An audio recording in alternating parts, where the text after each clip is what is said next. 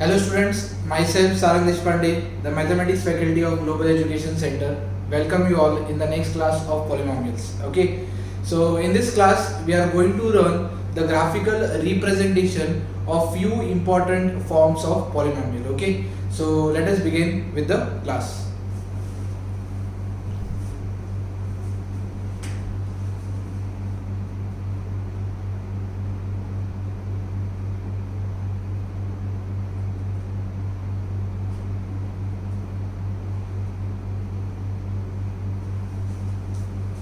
So in the previous class we have seen the standard form of a polynomial as well as we have discussed the types of polynomials. So when I ask you what are the types of polynomials, you will start saying that sir there are constant polynomials, linear polynomials, quadratic polynomials, yes or no. Then we have a cubic polynomial and a biquadratic polynomial. So this classification we have seen based on the degree of the polynomial, right?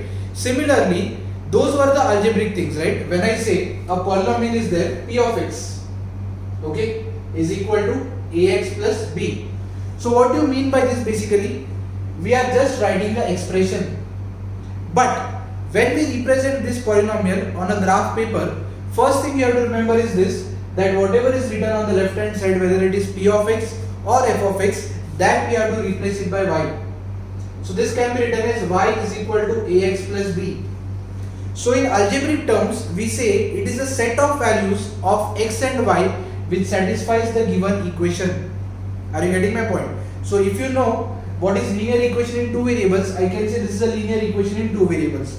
What are my two variables? My two variables are x and y with degree 1. Okay, but that is something different, but we will just focus on the graph of a particular polynomial. So algebraically, p of x has to be replaced by y, and these represents a set of values of x and y which is going to satisfy this equation. Okay, now when I say ax plus b, for me it is a linear polynomial. For me it is a linear polynomial. Therefore, it will represent a line on a graph paper. Okay, so in this class we are going to take three different graphs. One will be of constant polynomial, second will be of a linear polynomial, and third will be of a quadratic polynomial. And at the same time we will try to understand the graphical importance of zeros of polynomial. Exactly, last class I have told you the algebraic meaning of zeros of polynomial. What were zeros of polynomial? These are those values of x, if I substitute in place of x in a given polynomial, it turns out to be 0. And at the same time we also studied the fundamental theorem of algebra, which says that the degree of the polynomial should be equal to number of zeros of any polynomial. Okay, but on graph paper how it is represented, that we are going to see in today's class. Okay, so let us begin with the first type of polynomial, that is a constant polynomial. As you can see, the first example that I have written under constant polynomial is p of x is equal to 2. Exactly, it is a constant polynomial since the variable is absent only, or you can say the degree of the variable is 0. Now this constant polynomial we are going to represent it on the graph paper. For that, what I said, the first thing is to replace p of x or f of x by y. So wherever p of x is there, what I can say, this is y is equal to 2, and this y is equal to 2 we are going to represent it on the graph paper. Now everyone knows on a graph paper we have a vertical and a horizontal axis called as y-axis and x-axis respectively. Okay, 0 at the origin, first quadrant, second quadrant, third quadrant, fourth quadrant, correct? Right side of x-axis positive, left side of x-axis negative, above positive, below negative. Now when I say y is equal to 2, basically I am interested in y-axis, correct? So this is my y-axis. If I start numbering, this will be 1, 2, 3, 4, and this will be minus 1, minus 2, minus 3 and minus 4, correct? So can I say y is equal to 2, the value of y will be 2 everywhere on this line. If I draw an imaginary line here, let us say, which is passing through this point, can I say all the points on this line will have the value of y as 2? Exactly. So even a constant polynomial, when I represent it on the graph paper, I can say it will represent a line only, but that line has to be compulsory parallel to x-axis, correct? So whenever I say y is equal to something, it has to be parallel to any of the x-axis, correct? Either it can pass above the x-axis or it can pass below the x-axis. but it has to be parallel to the x-axis. Okay, even this line, correct? Similarly, this is y is equal to 2. I can say this is y is equal to 1. I can say, but this is as y is equal to 0. Okay, so any line that is parallel to x-axis can be represented as y is equal to something. Okay, now let us try to understand how to relate this with zeros of polynomial. Okay, how to relate this with zeros of polynomial. Since here x is absent, okay, since here x is absent. Now what is the meaning of zeros of polynomial? Those values of x, if I keep it in the polynomial, the answer turns out to be 0. So here as x is absent only, it is better we don't talk about the zeros of a polynomial for a constant polynomial. Okay, the better idea I can give you when we will study about the linear polynomial and the quadratic polynomial, and after that we will come back to the constant polynomial and we'll discuss about the zeros of a constant polynomial. Okay, so this was the example of a constant polynomial. What are the things that we have to understand? The degree of a constant polynomial is 0. Okay, p of x will be replaced by y, and y is equal to 2 means on y axis we will go for 2 and we will draw a straight line which will be parallel to x axis, so that all the points, I can see the infinite points present on this line, will have the value of y as 2. Okay, so this is my basically a polynomial, okay, on graph paper. Now let us try to understand the second type of graph, that is called as a linear polynomial. Okay, so second type I am writing here, linear polynomial. Correct? Now in linear polynomial, let us take a very simple example. Say f of x is equal to x plus 2. Now when I say f of x is equal to x plus 2, for me it is very clear that I am saying y is equal to x plus 2. Correct? And y is equal to x plus 2 if I want to draw a line on the graph paper. Now why I am saying again line? Because in this case both the variables are having degree 1. And if the variables are both are having degree 1, it is going to represent a line only on the graph paper. This thing you have to understand.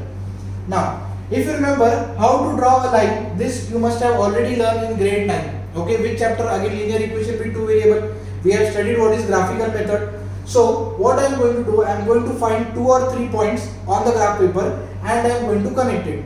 Once I will connect it, I will get the polynomial. So can I say for this polynomial, if x is 0, y will be 2. Are 0 plus 2 is 2. Correct? So can I say the point x comma y will be equal to 0 comma 2. Similarly, if I take the next value, say value of x is 1, 1 plus 2, can I say value of y will be 3. So we can see the point x comma y becomes 1 comma 3. And say let us take one more easy variable or value. You can say value of x is minus 1. And if you keep x as minus 1 plus 2 will give you plus 1. Therefore, one more pair of x comma y will give you minus 1 comma 1.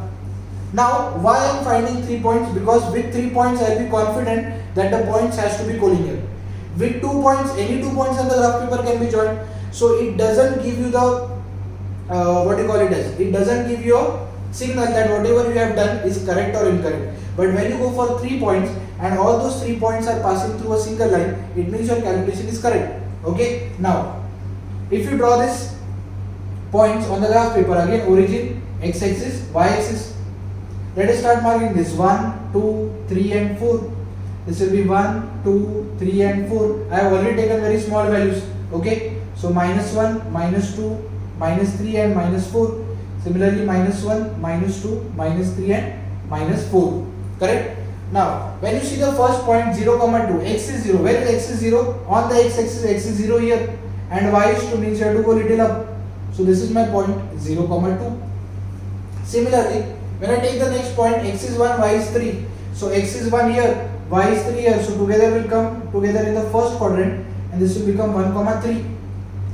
And when x is minus 1, y is 1. So x is minus 1 here, y will be 1 positive here. So I can see the point lies somewhere here. So if you draw it properly with the help of scale, these 3 points are going to join. Okay. And it will form a straight line. Correct? And on this straight line, I can say, again replacing y by f of x, I can say f of x is equal to x plus 2. Okay. So this is a graphical representation of a linear polynomial. Now it doesn't mean that exactly all types of linear polynomial will pass like this only.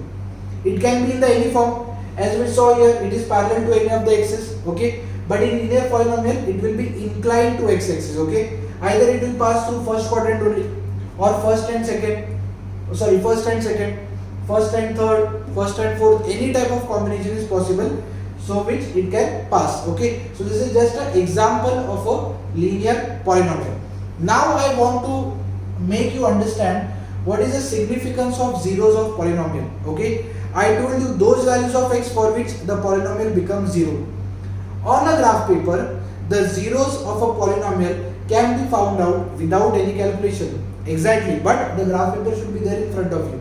If this graph is there in front of you, I will just check where the curve is intersecting x-axis, and if the curve is intersecting the x-axis, we can say that value of x is the zero of the polynomial. Meaning, this line, if you see, it is intersecting x-axis at a particular point. Okay, at a particular point the line is intersecting the x-axis, and this value of x, is nothing but zero of polynomial p of x. Is it clear? So a simple or a graphical meaning of zeros of polynomial is basically the point or the value of x where the curve intersects x-axis is called as the zero of the polynomial. So by default you can say, if I take the value of x that is present here and if I keep it in the polynomial, answer will be 0. Since the graph is not up to the scale, I will just say that this value is suppose minus 2. The value of x is minus 2. Now let us say if you keep this value of x as minus 2, what I will get? I will get minus 2 plus 2 is equal to 0, and that is the value of the polynomial. Exactly, it means this linear polynomial has only one root as discussed in fundamental theorem of algebra. Okay, so if it is a linear polynomial, it will have only one root, and if it is a quadratic polynomial, it will have two roots. Okay, so this was one of the example of linear polynomial. Now let us check the third example that is very important, and the name is quadratic polynomial. Okay, so I have taken a simple example of a quadratic polynomial where f of x is equal to x square minus 2x minus 8. Okay, once again I have replaced f of x by y. So can I say y is equal to x square minus 2x minus 8? Now obviously, like linear, the calculation won't be easy. So what I have done, instead of taking only 3 points, I have taken multiple points. Okay, so I have kept the value of x as minus 4. I calculated the value of y. It means if x is minus 4 everywhere, the value of y that I will get, the final answer is 16. Similarly, if I keep the value of x as minus 3, value of y is 7. So like that I have solved the values of x from minus 4 to 4, and simultaneously I am getting the answers of y from 16 to 0. Okay, now once you will start joining these points, now what are your points? Basically you can say, sir, x comma y are our coordinates. So my first coordinate is minus 4 comma 16, second coordinate is minus 3 comma 7, third coordinate is minus 2 comma 0, fourth coordinate is minus 1 comma minus 5, next is 0 comma minus 8, correct na? 1 comma minus 9, then we have 2 comma minus 8, like that 3 minus 5 and 4 comma 0. So I am not going to plot all the points, but for your idea I am just going to draw a simple curve. Okay, this is origin, x-axis and y-axis. Now when you see this polynomial x square minus 2x minus 8, and when you start drawing this or start plotting these points on the graph paper, you will realize that there is a curve that is formed on the graph paper. Okay, so let us say the curve is like this, and this curve is nothing but called as parabola. Okay, so this is a parabola which is opening upwards. Okay, if you start plotting these points on the graph paper one by one, you will realize that this parabola is opening upwards. How to do this? Let us say minus 4 comma 16, x is minus 4 here and y is 16 here. So this is a point where I can say minus 4 comma 16. Then we have minus 3 comma 7. So this will be a point minus 3 comma 7, correct? Like that, if you just draw these points, you will realize that the parabola is passing in an upward direction. Okay, so this is basically a graph of a quadratic polynomial. Now let us talk about zeros. Can I say the given graph is intersecting x-axis at two different points? So this is one point, correct? and this is a other point. It means this graph is having two zeros. Okay, so it is very easy. When I see a graph, the point at which the graph intersects the x-axis, those values of x represents the zeros of the polynomial. Okay, so I hope all the three examples are clear to all of you. We will meet in the next class with the another new topic. Okay, bye bye.